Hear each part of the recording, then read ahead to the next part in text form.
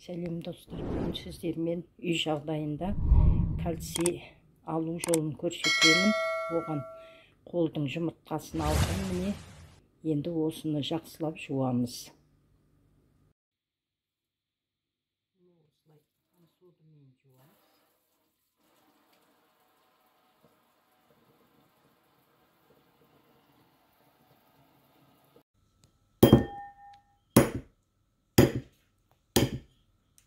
Енді осылай ішіндегісін аламыз.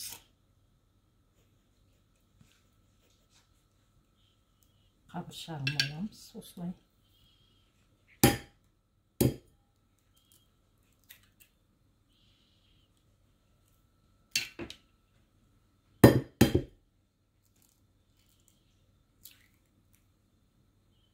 Міне осылай бәрін алдым, қабықтарын.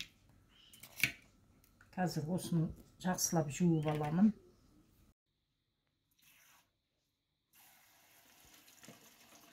İçini jуып аламын.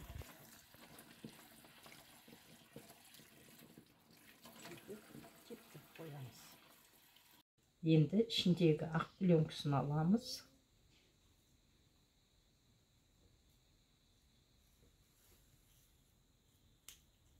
Не осылай аламыз ақ пленкасын. Алып тастаймыз осылай. Не бәрінің пленкасын алып тастадым. Тазалап шықтым. Енді бұны 3-4 сағатта үй жағдайында кептіріп қоямын. Не жұмыртқамыз кепті. 5-6 сағат емес, мен бір күн бойы қойдым. Жақсылап кепсін деп. Не жап-жақсы болып кепті. Енді осылай майдалаймын. Осылай ездім. Енді бұны блендерға саламыз.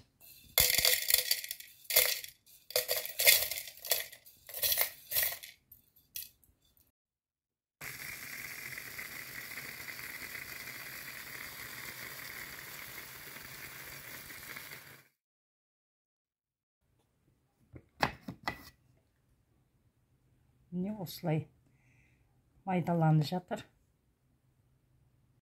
Міне майдалап алдық. Осы ұн сияқты болады.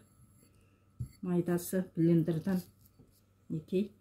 Енді бұны шай қасықпен жарты шай қасық ішіп отыру керек. Адам ағзасына пайдасы кальцийдің өте көп. Кальций жетіспеген жағдайда әртүрлі ауруларға шалдығады. Кальций ол жүрек ауруы, қанның қоюлануын алдын алады, қан қысымын реттейді, ұйқысыздықтың алдын алады, сүйектердің қатаюына көмектеседі. Үлкен кісілердің сүйектері сынғыш келеді. Өйткені ол кісілерге кальций жетіспейді. Ол кальцийді сүйектен алады, сондықтан да сүйек сынғыш болады.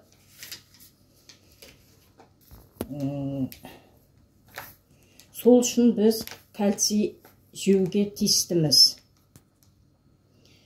Әр жылы үй жағдайында өте қарапайым жолменен кальций алуға болады. Ол видеомызда көрсетілген кальций алу жолы көрсетілген. Видеодағыдай дайындап, тамақтан 40 минут кейін жылы сүтпен ішу керек. Немесе сұйық тамаққа қосып ішіп отырса болады.